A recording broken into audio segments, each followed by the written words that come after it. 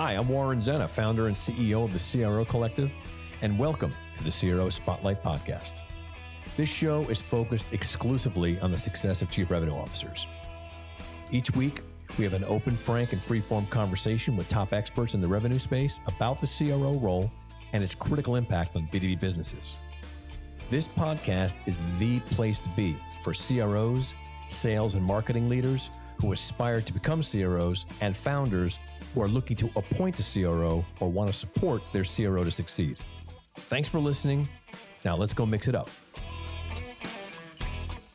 As some of the listeners know, I have a couple of affiliations with some conferences. One is, Gerhard Schwander's Sales 3.0 event, which I do some stuff there. And frequently Gerhard has me moderate panels and speak and stuff. Anyway, one of the panels I recently moderated, Daniel was on the panel, and it turns out that we have something very interesting in common, which is we both lead chief revenue officer courses. And that was great because, there's more of them popping up.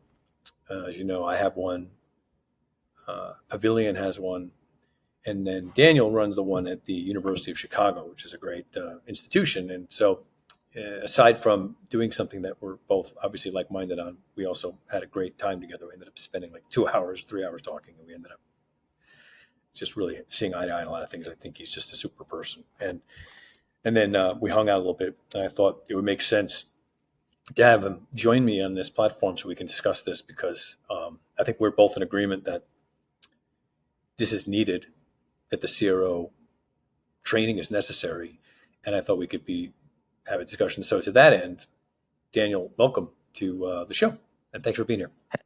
Happy to be here, Warren. Thanks for having me. Great. So, why don't you give everyone a little background? Like, how did you end up teaching a CRO course at the University of Chicago? How did that sort of happen for you? Sure. So, my career in sales really started, I guess, in earnest at Groupon, but kind of like yourself, long time before that. Growing up in a entrepreneurial and sales family, the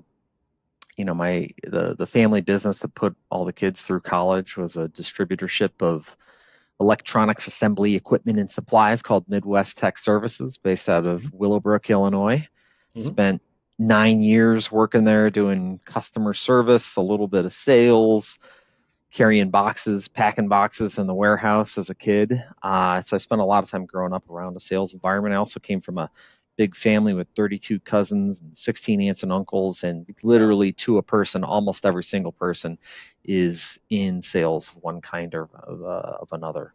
And so it's kind of the environment I grew up in, but it's also one I took for granted. I started my professional career in hedge funds and did that for 5 years, and then went to business school and got into management consulting. But then I had a friend, almost an acquaintance really, who was aware of an opportunity at Groupon. He actually wanted to do this job, but they told him they wanted to stick where he was. And he knew me and just said, "Hey, you should check this thing out. I think you'd be a great fit for it." And it was really insightful on his part because I had no background in technology or in sales, no interest in technology or sales. But I said, "Yeah, I'll take the interview, check it out." And it just felt like I had come home. I just felt like I was in the right place. And what the role was a general manager role for a region at Groupon, but it was largely sales management, which is kind of ironic to be a manager of salespeople when you've never really sold anything in your whole life, And Yep. So it was a strange position to be put in, but I found a lot that I could do a lot by listening to my employees and just finding ways to support them, but then kind of take what I learned from them and use that to guide the success that we had. And we ended up having a lot of success at that organization, and that led me to running another company when one of our finance guys went back into private equity and pulled me over there, and then went from there to be the head of sales and marketing, basically CRO at one of our biggest clients, and that was an agency at Omnicom, part of BBDO. And From there, I left there to go to Boston Consulting Group to be global topic lead for B2B go-to-market for private equity held companies, which is a very long way of saying basically the CRO topic. Yep. And so at that point, I had been, more or less the CRO role or something equivalent 3 times, and was working with a bunch of the world's leading technology companies and non-technology companies, and especially the funds that owned and invested in these companies. And that was a great jumping off point, after a couple of years doing that, to actually work on starting my own business. But while I was in the course of doing that, that's when the University of Chicago said, hey, we're thinking about a RevOps program. Would love some of your input on it. And we talked about that for a little bit. But I said, from working with a lot of these funds at University of Chicago, or at Boston Consulting Group, one of the things I've seen is that they really struggle to hire first-time CROs and identifying who would be good CRO talent, because it's a bunch of finance guys and gals who are great at what they do, but there's a big experiential sort of cultural component to identifying who's going to be a great leader of sales and marketing if you've never done that job, right? Very few of these folks have hands-on experience being salespeople or being marketing people. And so that was sort of what I saw as the demand side problem, is that the funds that do a lot of the hiring of first-time CROs struggled to identify the right talent. And they kind of knew this, so they would basically recycle the same people through a limited number of CRO roles as a result of that. But then on the supply side, very few folks are put in a position to succeed based on their background the first time they become a CRO, because they've got to be responsible for the full customer life cycle, from SDR teams to customer success teams and account management and account execs closing new deals and all the above, as well as RevOps, pricing strategy, all these topics that very few folks have exposure to, but then have to be responsible for once they get that first CRO gig. And so they have to learn on the job a lot. And so in this conversation with the university, basically what we identified was there's a really big opportunity to create a university program that has all of the heft and substance and weight that you would expect from the University of Chicago, and would help close this gap in the market, give the CROs, the would-be CROs, the skills that they need to be great at the job as the first time, or even if they're a repeat CRO at this point, if they want to get some real high-quality professional education, and also make it easier for private equity and venture capital funds to hire first-time CROs, because it's kind of speaking their language to put a big university symbol on top of a resume. So helps that stand out there. And then obviously provide the network to find all these opportunities for the folks in the program. Got it. Well, it makes sense. And was that enough of an answer for you? That's great. I mean, I agree with everything you said there. I mean, we almost came to the same exact conclusion in different ways. Certainly both recognized a real hole in the marketplace, which is not only just your observation that hiring CROs is hard and it doesn't work a lot, and even more so, I think, from you and I talking, it's also just the role is not defined. I mean, people don't really know what one does. Most of the time, CROs don't do the right thing when they get hired in the first place. And so, the role is too ambiguous. It's almost, I think, in a way, it's a bit of an avatar that people can make would do anything they want, as opposed to it being exactly what it's supposed to be. And so it's so malleable that a CRO can go to a company and sort of not know what it's like a box of chocolates from, Forrest Gump. What's expected of me.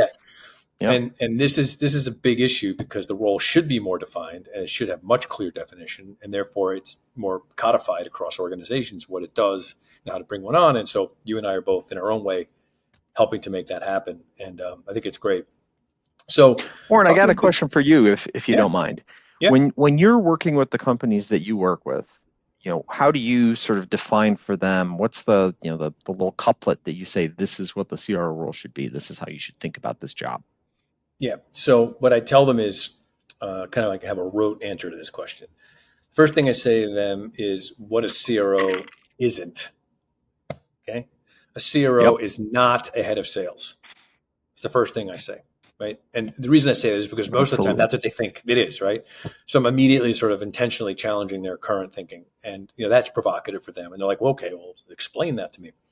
Well, and I explain the idea that what's the problem with having a CRO as a head of sales is it sort of perpetuates a problem that you, Mr. Founder, are perpetuating in a way, which is you're creating silos of organizational leadership by having a CRO, a CMO, a CSO, which, in your CPO. world, Yep. the sort of corporate blueprint is to have all these C-suite executives oversee these functions. But that's really a crony way to look at a business.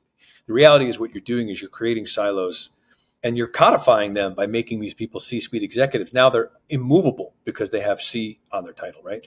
So you're building, in fact, a unbreakable silo organization by doing so. And the revenue operation is the one organization of all that not have silos or else it can't work.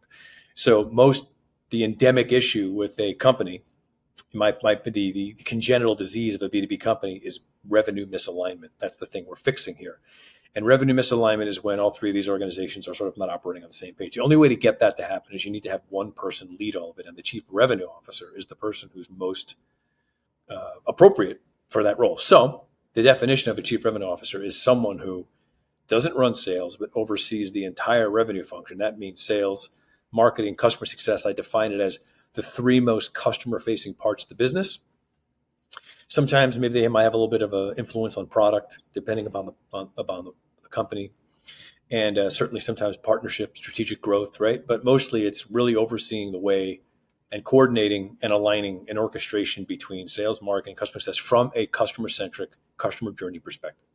So that's how I define the role.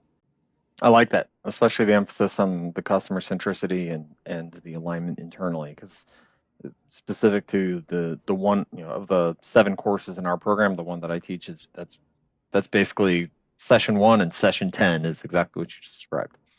Great. Yeah, and it's the reason why I believe it should be is a couple of reasons. One is the obvious, which is what's more important than the customer. I think we have as a B2B organizational ecosystem, we've completely lost the plot on customers. We ignore them at this point. They're basically just like cannon fodder, And what's weird is because there isn't anybody that doesn't answer this question the same way. When I ask them this question, I say, where do you get most of your money from? And they say, existing customers, right? Sure, of course you do.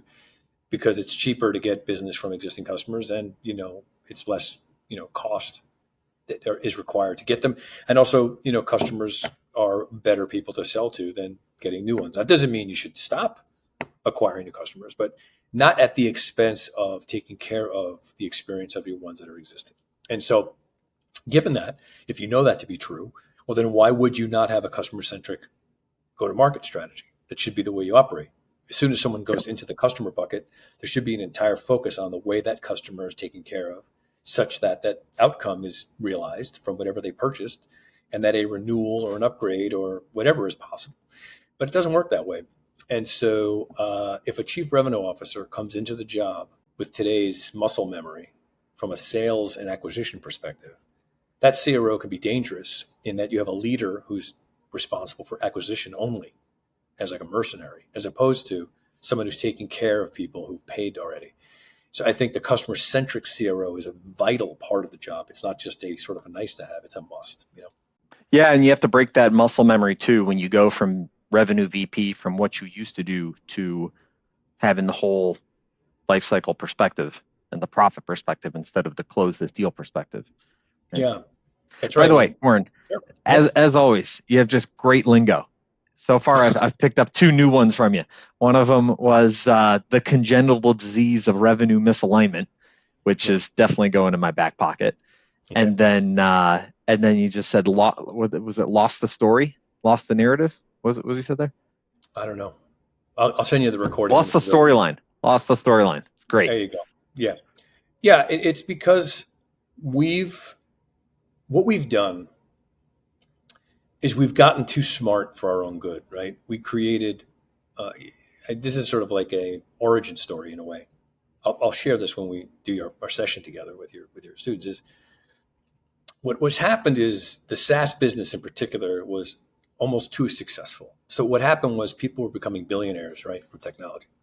And this is very attractive to investors. If they see an opportunity like that where businesses can scale that quickly, well, then they're going to invest a lot of money in them. But they're investing in money in them for a reason that benefits them. I'm not saying I don't want to denigrate them. It's a good business model, right? Why not find a company that can churn out customers like this? It's a good business model. But it comes at the expense of the customer. And so what ended up happening was, the unicorn chasing became sort of like the mantra for investment communities. And what they did was they started to create management processes that were designed to manage multiple companies within a portfolio. That was a formula. And that formula was based on customer acquisition. Because if you acquire more customers, that action or that event of acquisition of customers was the thing that triggers a lot of the ways in which money becomes reinvested again. It's like the temperature gauge, if we can continually get more people to sign up for something, not only are we getting more revenue in, but it's an indicator that the market likes the product, which means we'll give it more money. And it sort of created a incentive to do something that, while it was good, it was a cancer because it grew a part of the organization without recognizing the importance of the other part of the organization, which is customers. And so the SaaS business, its success and formulaic success also resulted in a lot of technologies that were developed. Think about all the tools that tech was built in tech to help support this. All the calling tools and the dialers, and I mean, it's insane. And so SaaS developed to even SDRs, sell SaaS. You mentioned them before. I think SDRs are a cancer too, in my opinion. Not to denigrate SDRs themselves, but they are. And the reason is because, it's not, I mean, if I hire a bunch of people that all their job is just make phone calls and send out emails all day long and at a high level of activity, it's going to flood the marketplace with outbound messages that are going to turn customers off and they're not going to listen to anything anymore, which is exactly what's happened. And so, I think that, the CRO role is more important today than ever because of the fact that now the chief revenue officer, if it's implemented in the way that you and I are describing, can recalibrate these things and bring much more customer centricity and orchestration across the whole revenue stream. But I think companies desperately need and customers want. So this is sort of like, I think that the timing is good for this role to be sort of re-evaluated or realized in a way. So I think we've both maybe accidentally or brilliantly, I don't know, stumbled onto what I think is a good opportunity in the marketplace. I like the second explanation better. Great minds think alike. Okay, fine.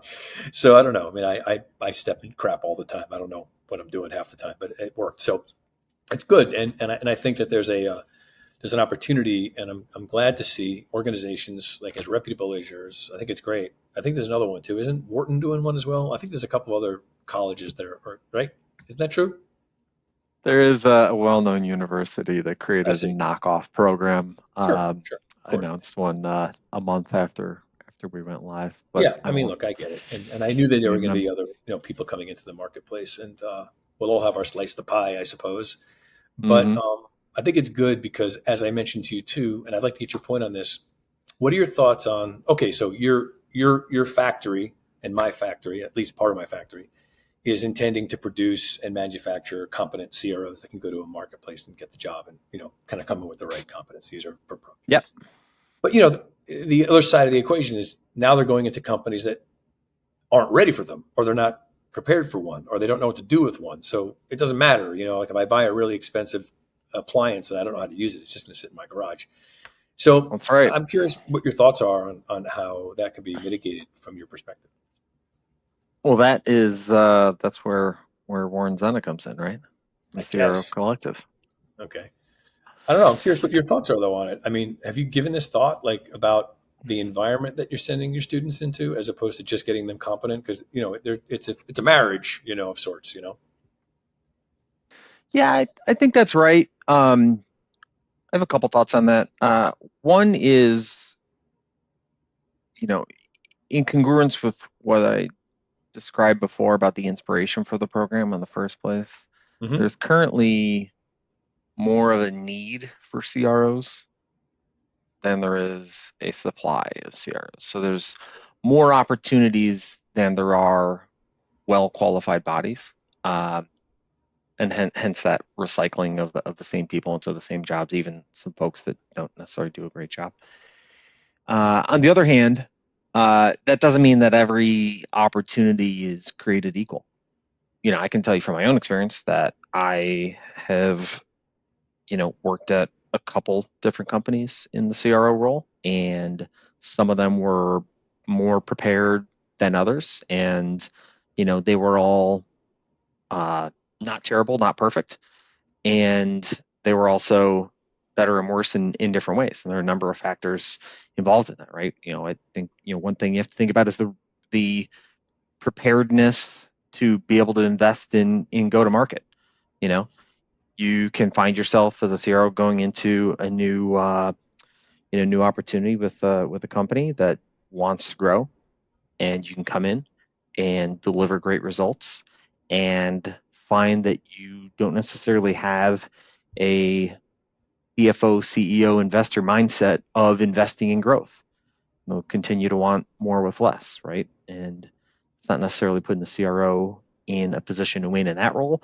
It's also not going to necessarily be a great, kind of one of the many paths in your overall career trajectory. Another thing to think about is basically the culture of the C-suite, right? How collaborative is a dynamic? Are people comfortable being expert in their domain, or does everybody want to think that they are, the head of everything? Is it 5 junior CEOs, right? And that's a really important thing, in particular as a CRO, because not that you're supposed to be out there like a VP sales closing deals all the time and collaborating with your sales org, but it's still going to be part of the job. Visiting, meeting with customers. If it's not, you're not doing the job right because you don't have direct contact with the customers. You need to be having those direct conversations to inform the decisions that you're making at the top of the organization, right?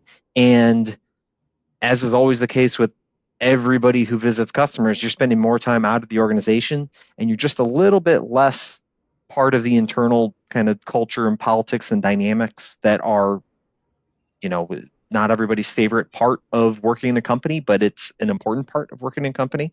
And so, understanding what that dynamic is, and is that something where the revenue organization is going to be at a loss for every time that you go and visit customers? Because if it is, then you're making sort of a Faustian choice between, do I stay culturally strong and connected to the sort of palace dynamics, or am I going to be customer centric? Well, you need to be able to do both, and if that C-suite culture isn't right, then you're not going to be in a position to succeed there.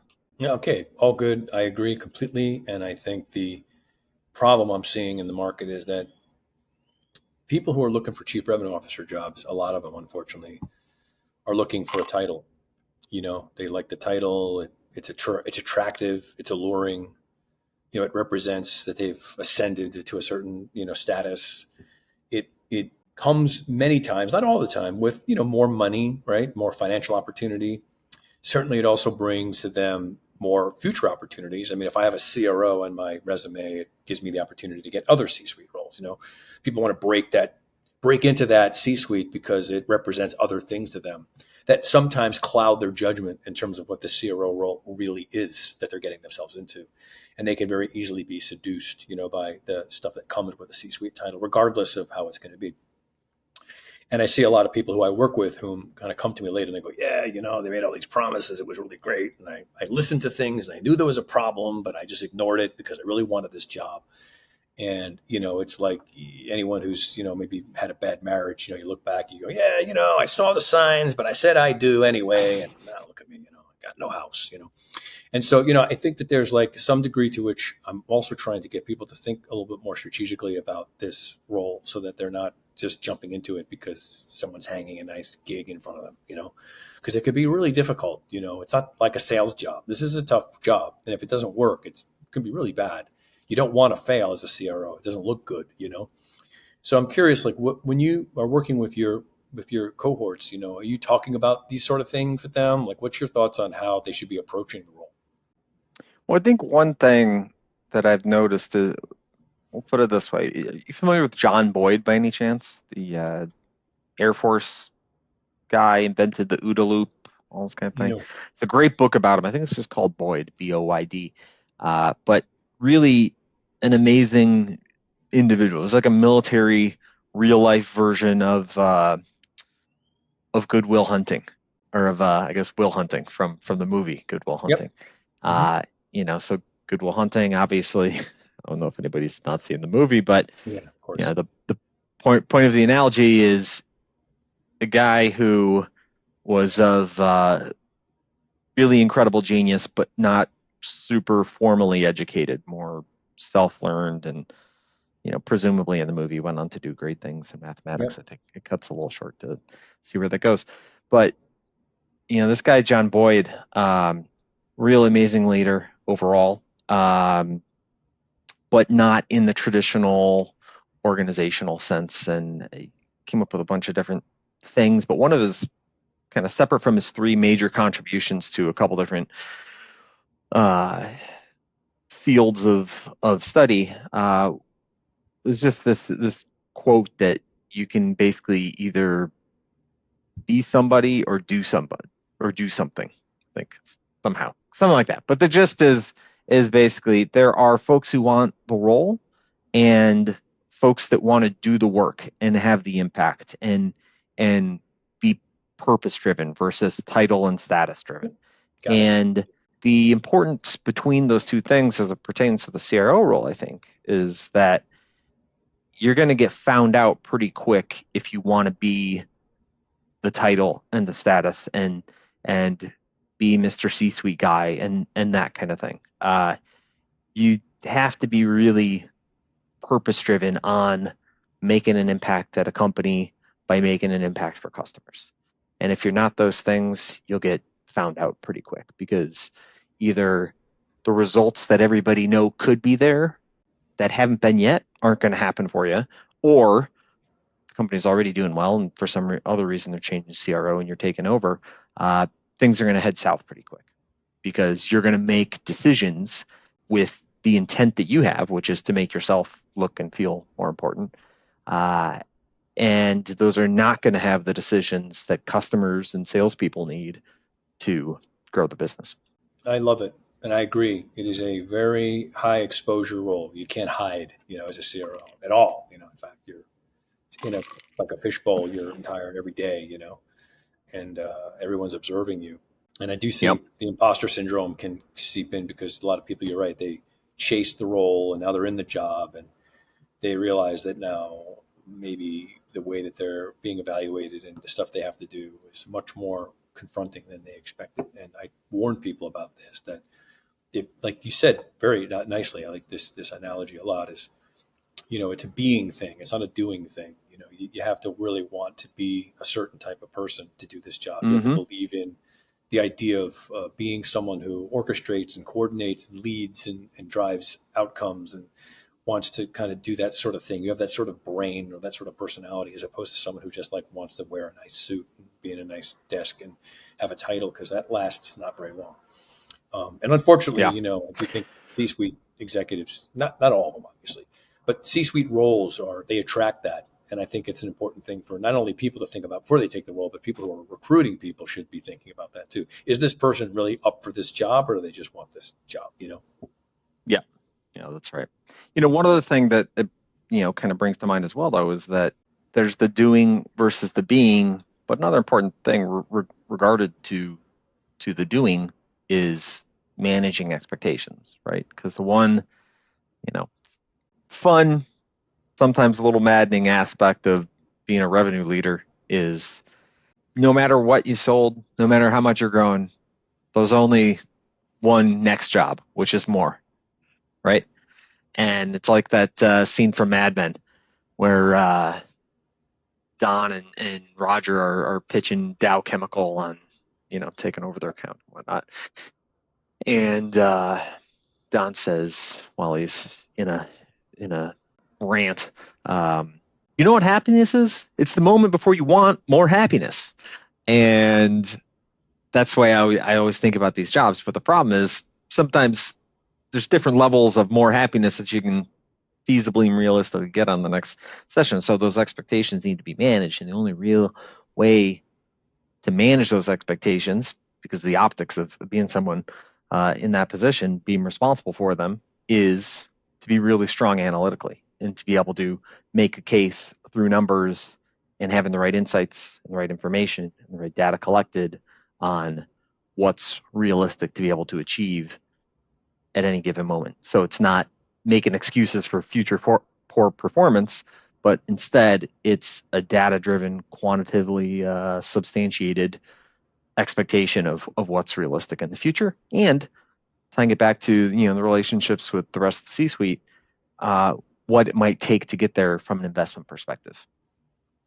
Yeah, look, I love it, and you're right. I think that you have to sort of like have a different mission mindset in this job because there is always the same story with anyone who's pursuing a role like this. I don't know if you remember doing movie analogies, which I'm a big person on this, so I really love that you're doing it. I do it all the time. There's a great movie with Robert Redford from the 70s called The Candidate. I remember this movie. It's a great movie. And he was like local politician. Redford was a perfect person for this. Good looking, kind of great talker. And, yeah. They had him run for president more as a way to improve his profile, not to actually win. It was sort of like a way to get him just exposure because, he's like, that's what you do. You run for president so people know you more. And of course, he ended up winning at the end. And there's this great scene after all this shit they went through. He wins. The dog that caught the fire truck. Yeah, he goes in the room with Gene Hackman was his campaign manager, and he looks at me and goes, "Now what do we do?" It's the end of the movie. He's like, "Now what do we do?" And it's a classic example of like, be careful what you ask for. And I see people a lot of times fighting to get a job that they really shouldn't take. Because they're more driven by they want to get to yes. Because they're salespeople and they like to be asked to they don't want to close the deal as opposed to they don't want the job. And this is not the kind of job to do that with. It's one you really have to be kind of ready for a mission of sorts. And no, not at all. And it can make it harder, I think, for if someone who takes a CRO job, realizes it's not for them, doesn't work out, wants to go find their next role as a VP sales or something like that. It can actually be harder to get that role because people see your resume and think, okay, well, you just really want to be a CRO again. And it can be actually, I think, tougher to take that different path. Yeah. So, walk me through this if you don't mind. Then if you look at your course, the course, what are the kind of the core principles that you think are the pillars, like the way that you frame the role for people? What are the things that you think you emphasize most if you look at the way you structure the curriculum? Sure. So the program as a whole has 7 courses, and it's designed to be, as you might imagine, pretty much everything that a CRO needs to know, whether they're doing the job currently or aspire to do it in the future. And so that starts with designing the go-to-market organization. That's the course that I teach. Then on top of that, there's customer lifecycle management, which is basically managing all the customer-facing teams. There's a course on team leadership called Leading High-Performing Teams. Analytics course, revenue operations and strategy, right? Key muscle to be able to empower frontline folks with technology, but also extract data to guide those insights. Pricing strategy, of course, one of the biggest levers of value, especially in the short term, that most folks don't have any professional training on before they become responsible for it. And then we have a course called Leading with Investors and Boards, which is basically about not just how to run the go-to-market organization, but how to be a CRO and operate that level and make sure that, for example, you're getting all the resources that you need to put your organization in a position to succeed. Also, how you can make sure that you're guiding the organization in the way that's most valuable for the company, because sometimes that's maximizing profitability, sometimes it's maximizing revenue, sometimes it's defending market share. Yep. So who is responsible for the curriculum? Is it you writing it yourself, or you have a collaboration? Like, what's the way in which the curriculum is generated? Yeah, so we pulled together some really excellent practitioners, folks who've been in leadership roles at a bunch of different unicorns from the tech industry, a lot of software folks. We've got a great instructor of pricing, guy named Sergio Corbo from GE and a couple other companies. And if you know those industries, pricing is a huge lever of value there. We have the head of talent for Madison Dearborn Partners, a guy named Chris Chandler, who is maybe in charge of hiring more CROs than anybody in America. Madison Dearborn is like the original mid-market private equity fund, lots of portfolio companies. So he teaches leading with investors and boards. So the first thing is putting together a great team of instructors and making sure that they're experts in what they've done, in what they cover, but also that they're folks who can speak with credibility of cutting expertise while layering in, and this is really kind of like the University of Chicago's unique secret sauce to business education, what made the University of Chicago Business School the regularly #1 ranked school in the world for MBA, pairing kind of cutting edge practitioner point of view with timeless principles from psychology, economics, quantitative methods, all these kinds of things. Amazing. Great. And how long is the course? What's the length of time someone takes? So the whole program is 10 months long. So it's basically a 1-year program. There's 7 courses in it, and they're kind of divided to kind of cover all those things that we mentioned. The courses themselves range somewhere between 3 weeks on the short end to 8 weeks on the long end. There's a little buffer time between courses, so you can still have time to go on vacation and whatever else. But a really important thing too is the format of the program. So this is a very unique and frankly innovative educational product. You think about professional education and business, you generally think about an MBA or something of that nature. It's on campus, or it's evenings and weekends, but it's in person. It's an interruption in your career that doesn't have as high opportunity costs because it's for folks in their 20s. But everyone in this program is already super successful, already super accomplished. They're in their 30s, in their 40s, some people even in their 50s. And these are folks with really high opportunity costs, big, complicated lives, a lot going on. They don't have time to go back to a 1-year program or be jet setting all the world to meet in person. So we made the program mostly remote, is what I call it. So classes are live online over Zoom. So it's that in classroom experience, but from the convenience of wherever it is that you live or wherever you have to be traveling for a client opportunity that week. But then we also wanted to make sure that you have that same experience of an in-person program where you're building deep personal relationships with a lot of folks in your cohort that are going to last you the rest of your life, the rest of your career. And so to make that happen, part of it is how we design group projects and other kind of like live social activities, things of this nature. But then we also have an in-person event that's coming up in September, actually, where we get everybody together for 4 days and kind of mix, mingle, have a kind of great old school sales boondoggle with lots of social events and some semi-plausible academic content, and just get everybody together and kind of turn those online relationships into in-person, flesh and blood relationships that are going to last forever. Because the education is super important for being able to kick ass at the job, but a big part of the long-term value of the program is that network and those relationships that future opportunities come from, and also just the humanity side of it. Excellent. I love it. Similarly, too, I mean, my course is only for people who have already kind of advanced in their careers. I'm not looking to get some salesperson that wants to be a CRO someday. It's really important to have the right people. So I know that you have other things going on. Like, I'm just curious to know what those are and if how they may kind of tie into what you're currently doing with the course. Yeah, sure. I have a software company that we're working on rolling out.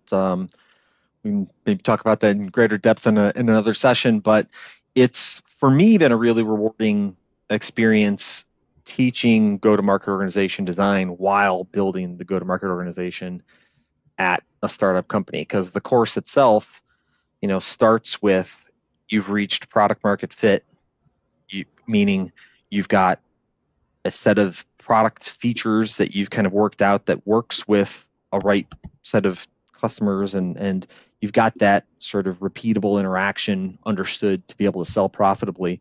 And now you need to scale from that to a revenue organization that can make that sale happen with repeatedly acquirable assets, i.e. hiring people off the street. You don't need the founder involved to close every deal.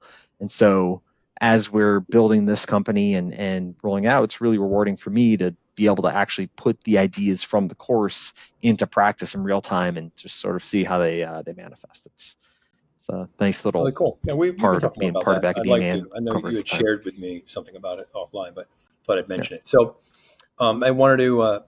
This is, as I suspected, it was a great conversation, and we're unusually like-minded in this respect. First person I spoke to that's actually doing the same thing I am. It's kind of interesting. So it's kind of cool.